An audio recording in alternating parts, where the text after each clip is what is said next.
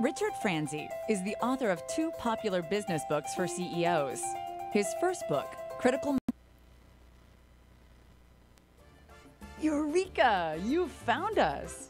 Welcome to the Check Out California radio show, your key to California hospitality. Hosted by Rad Gantos, principal of Rad Gantos & Associates, a hospitality and commercial real estate design firm, and Craig Sullivan, Executive Vice President of Park West GC, a hospitality and commercial real estate general contractor. Check Out California is focused on our state's hospitality, travel, and tourism markets, and on the large part they play in California's vibrant and innovative economic diversity and unique quality of life. Now, here are your hosts, Rad Gantos and Craig Sullivan. Good afternoon and welcome to Check Out California. I am Craig Sullivan. And I'm Rad Gantos, and I'm feeling very lonely over here on this side of the table. Craig usually sits right here when we have a guest in studio, and he's abandoned me for the other side of the table. I have. Hey, today's a very special show. We're probably not going to be on the full hour, but this is our California to New York show. This week has been the NYU Hotel Conference, and we've got 3 very special guests that are calling in. Our first one is Stephen Medell, Vice President, Development with Pacifica Hotels. Then we'll have Ned DeLorme, Principal of Nubo Hotel Finance. And then the Messiah himself, Glenn Hausman in the house. From No Vacancy. So we've got Stephen on the phone right now, if we can get him on. Hi, Stephen. Hey, gentlemen, how are you? Good. Great, Stephen. How's New York? Oh, it's great. And, you know, these conferences are exhausting, but it's always a great opportunity to be in the industry and you know, had a great opportunity to sit next to Arnie Sorensen being interviewed on Monday, and got to hear a lot of really interesting facts coming out of, you know, what's going on in the industry right now. And it was, you know, overall a great conference. Great. Now, I need you to talk into the phone. You kind of, I don't know if you got it tucked up between your ear and shoulder, but you're kind of cutting out. No, but okay, let me, okay, how do I sound now? Any better? Yeah. Yeah. Now, Okay. why don't you give us your impressions of this year's NYU conference? Is it optimism, or is everybody starting to batten down the hatches, or somewhere in between? No, continued optimism, most certainly. I would say that right now, if you are a seller of hotels, you're in an excellent position.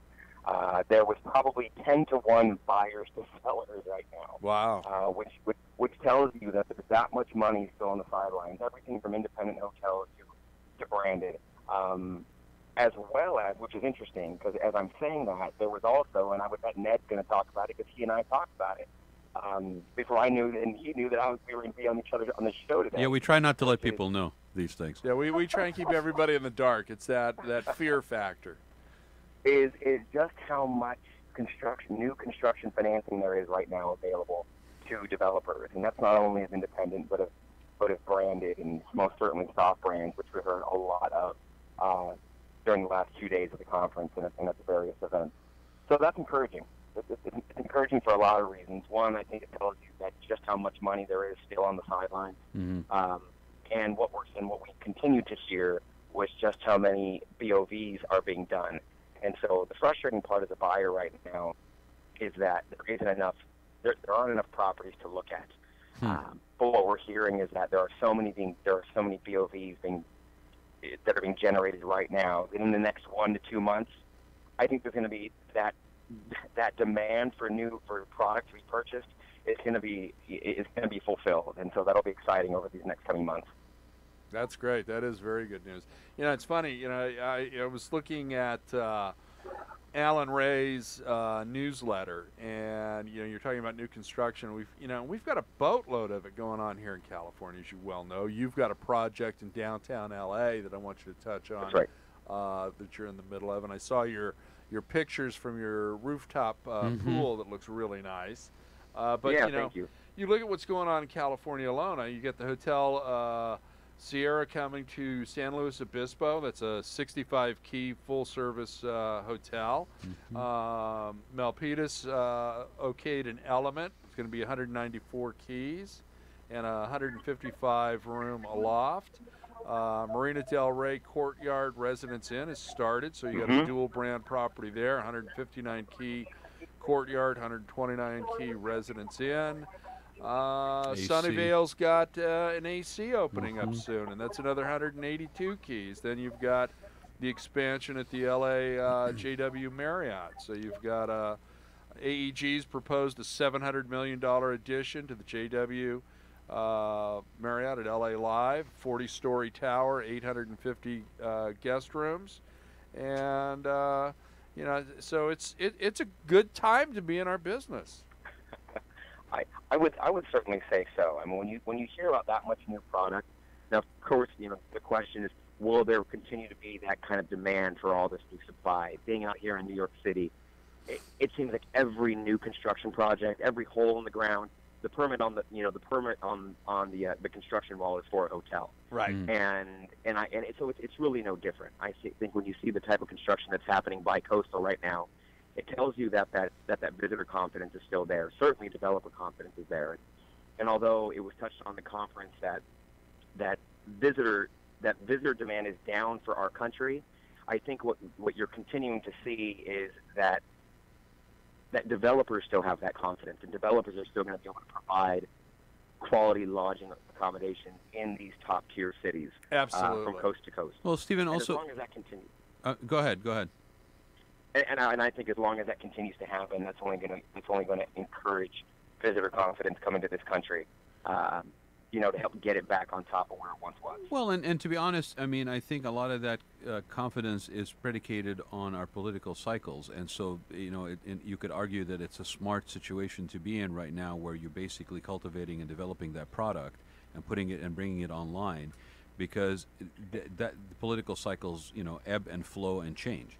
So you're absolutely right. Yeah. So, and especially on the bi-coastal situation. I mean, New York, you're drawing a lot of people that are coming in from Asia, from you know, Europe, from the Middle East, from Africa. You know, on California side, we've traditionally drawn from Asia, and you know, I think, you know, northern, you know, the west side of Canada. I mean, I think the destinations are going to continue to be destinations. The question I have for you is, and it's more of a maybe clarification. I think you've already answered this. Is, did you see any shift in terms of new construction? I mean, I understand these projects are ongoing now, that there are things that are happening sort of out of maybe that previous cycle, but has there been a shift in terms of appetite for new construction, adaptive reuse, you know, repositioning of properties, or you know, or has it remained somewhat the same in terms of the matrix?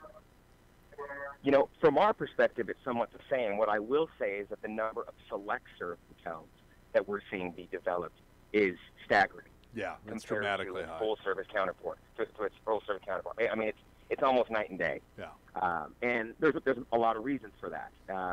Cost of construction, Craig knowing very well, being number one. Yep. But I think if you're buying right, if your basis going in is good, whether that be on the land or whether that be an existing structure that you're buying, like Craig was talking about with our downtown LA location,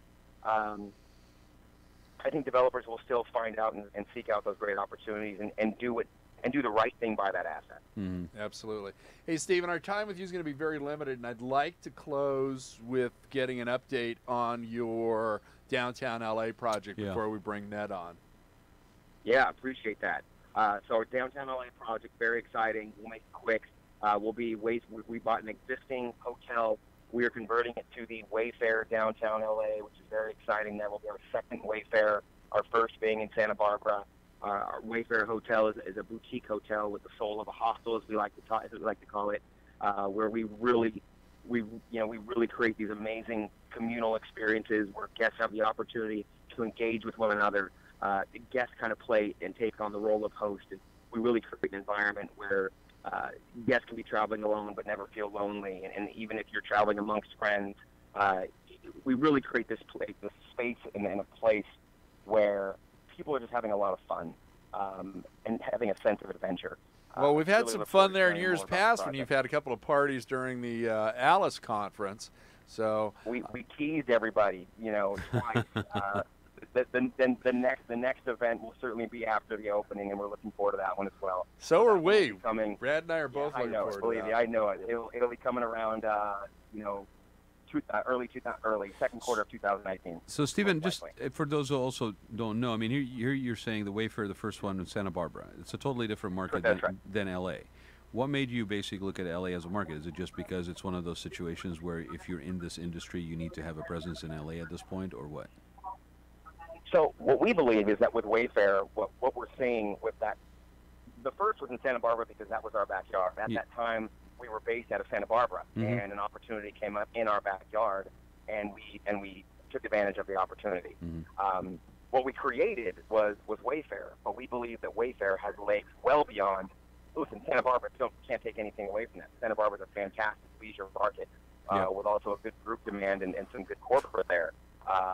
But we see the opportunity with Wayfair growing it beyond just leisure destinations. We see it growing in these vastly improving in leisure markets as well, such as downtown LA. Oh yeah, no, I mean it's an amazing opportunity right now to be basically have a presence in downtown LA with all that is going on in downtown LA. I totally yeah. Hey, Stephen, we're going to stretch this out a little bit longer. We tried to get a hold of Ned DeLorme, and we'll keep trying. He didn't pick up the call. So, Ned, if you're listening by chance, call 949-330-7761, and we'll get you on the air. Stephen's going to be joining us in the studio on the 20th, so we're really looking forward to having you in the studio with us in a couple of weeks, Stephen.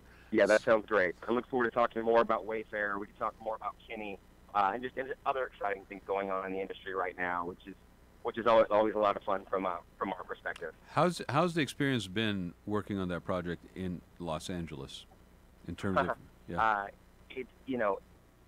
you'd always know going into historic that it's probably cheaper to tear the thing down and build new than it is to try and renovate.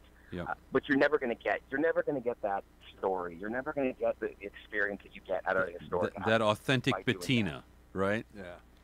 You're absolutely right. Yeah. What we were able to uncover, literally and physically uncover, by peeling off layers of flooring that had been there for close to 100 years, by peeling off, layers of walls and finding, amazing exposed brick, finding mosaic tiles in the flooring that we hadn't documented in any of our ID drawings. Yep. But you change. You change as the project takes shape, and you change as you go through.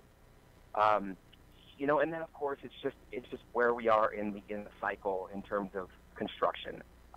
And you talk about the amount of construction going on in the country. Just look at what's going on in downtown LA right now with absolutely.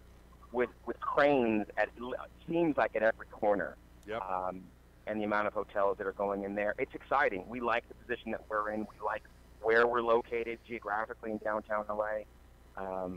And frankly, we're excited for what we're going to be delivering in 2019 with Wayfair. I think it's the right time. There's Freehand opened up 5-6 blocks away from us, and I think that's great because that's another similar type of asset where they have shared accommodations, and it's bringing a visibility to the shared accommodation space that didn't exist to this extent. Well, that's great, Stephen. Until recently. Stephen, thank you for that, and thank you again also for putting out an authentic product in a market that really could use something that has a genuineness to it. So kudos to you guys. We can't wait to actually enjoy that and share with you on the 20th and find out more. But thank you for calling in. Safe travels back.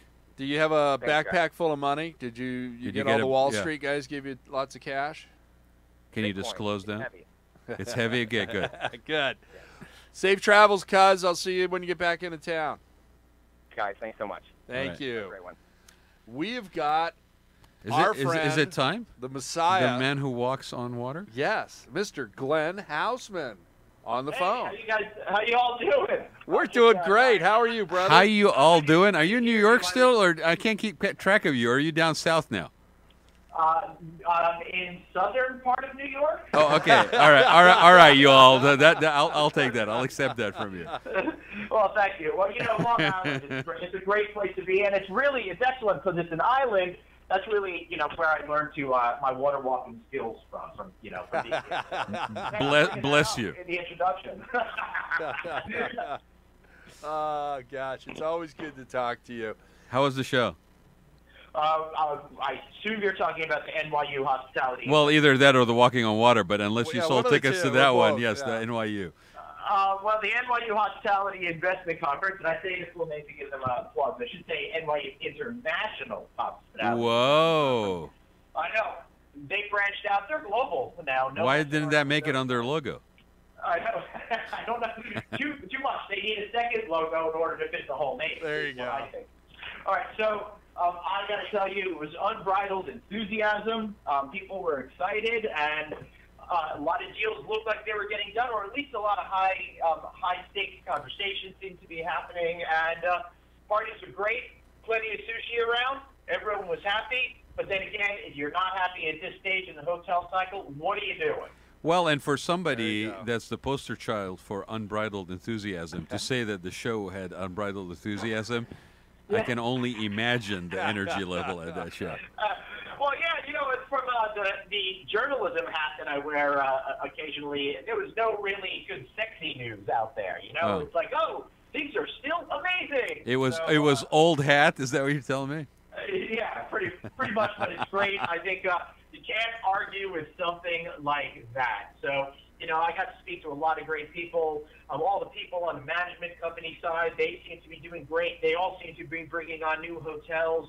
They feel there's lots of opportunity in the space for everyone on the management level to like really be a winner right now. And the one thing I would learn on the negatives, I still don't think hotels are pushing rates as much as they can. Believe it or not, I think there's still room to grow. What do you think is causing? What's the reason behind that, Glenn? In terms of the great state of the industry, well, I No. pushing They're rates. not pushing rates. pushing rates. Because we're at the top of the business.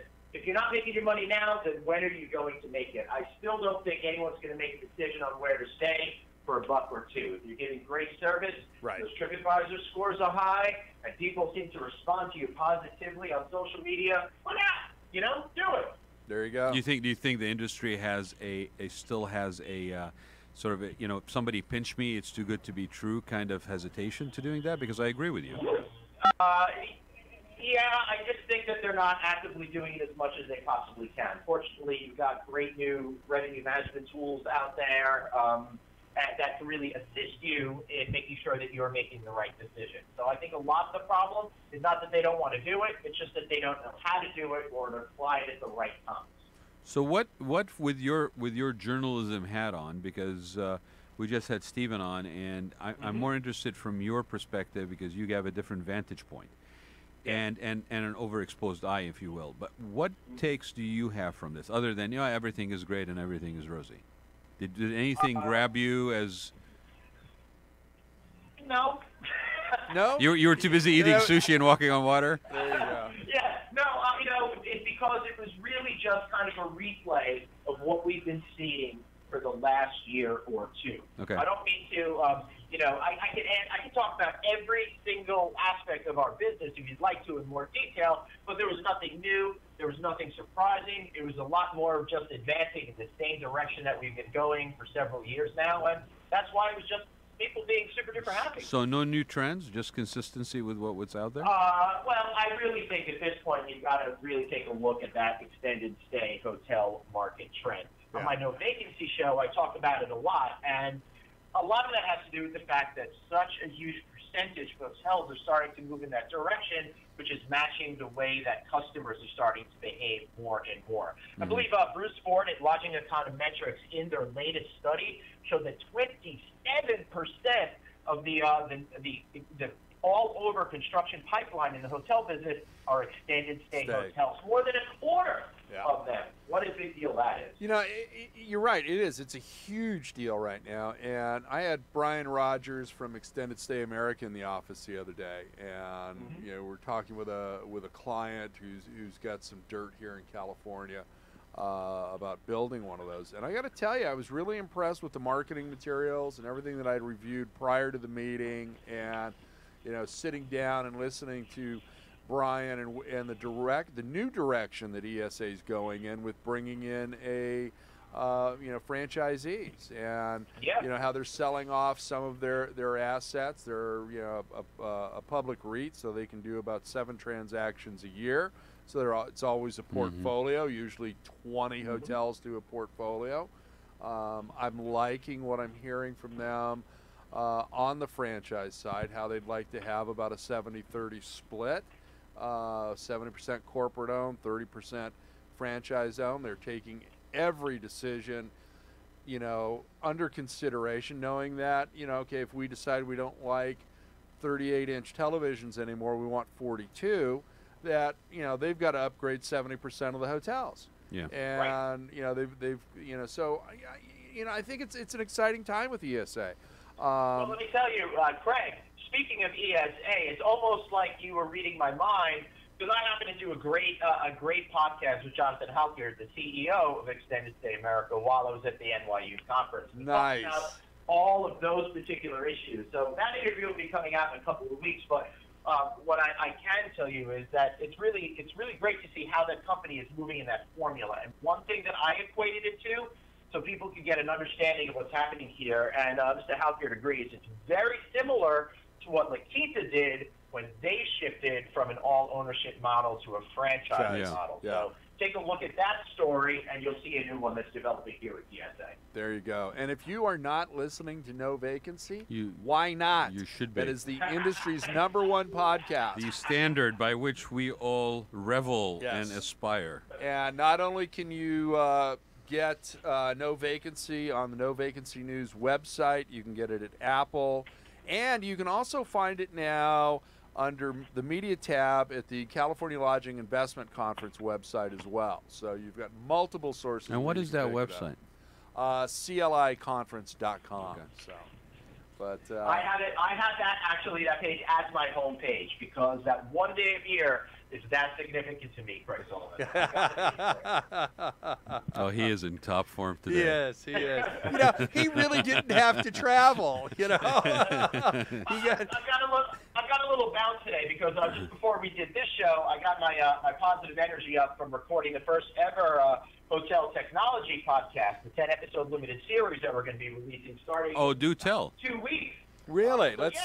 Give us some more on that, and then I want to see if there was any M&A action at the conference. So I partnered with Scepter Hospitality Resources, SHR. We're going to be delivering a 10-episode limited series all about hospitality technologies that people out there need to know about and why they're important and how you can utilize it to your business advantage. So that'll be coming up before high tech, which I'm very excited about. So you want to talk about M&A. So here's the thing.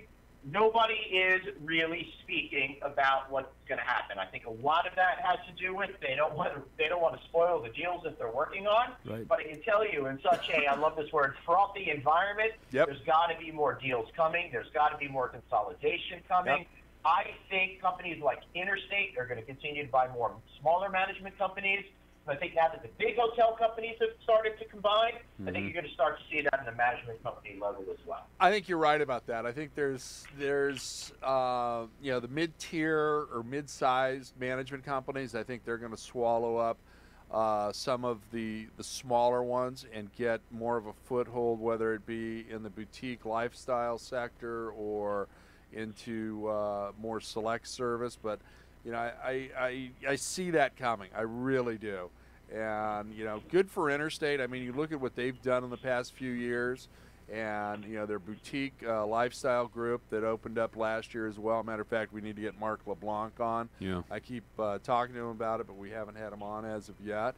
But, I think where we're at this time next year, we're all going to be able to reflect and go, wow, we really should have seen this coming. It makes so much sense. Well, and it's happening. It's happening in other sectors within the hospitality industry.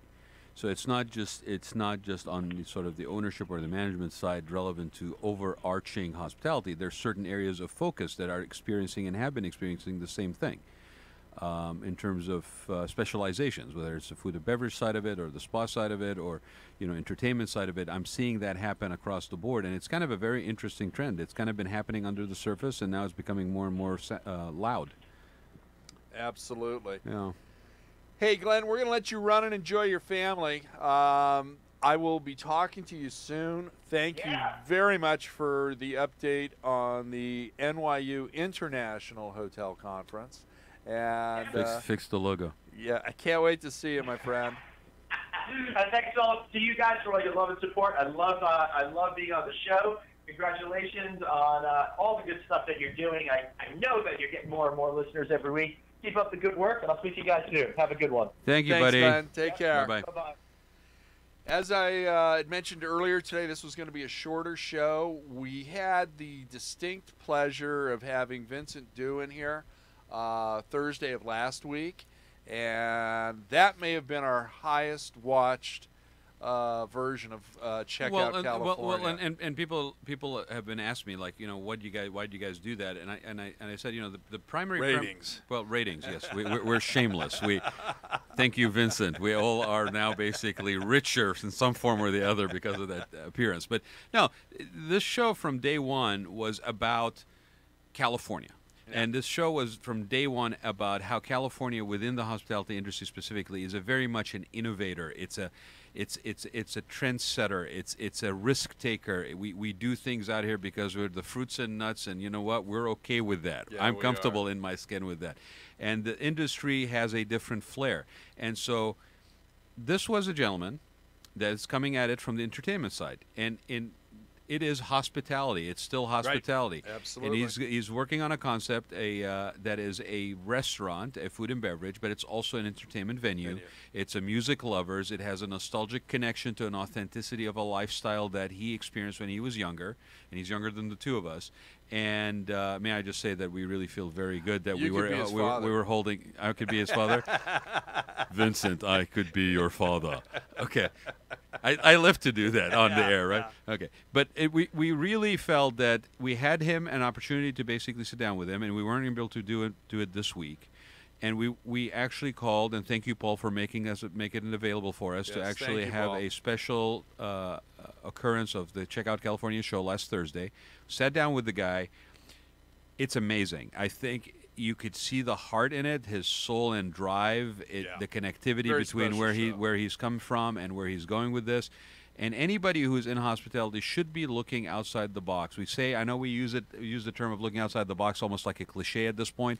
It's in our DNA. But it's in our DNA, and you really need to get back to that. We're all into this, extended stay now, and we're all in these trends, and we're running on that cycle. But you know what? Don't miss out. Keep yourself open to things like what Vincent is doing, because we're sitting at this show, and he hadn't even thought about the fact that his concept would be a perfect food and beverage, entertainment, changes during the course of the day, takes on a different feel at night, on a weekend, venue that could be housed in a boutique-style hotel.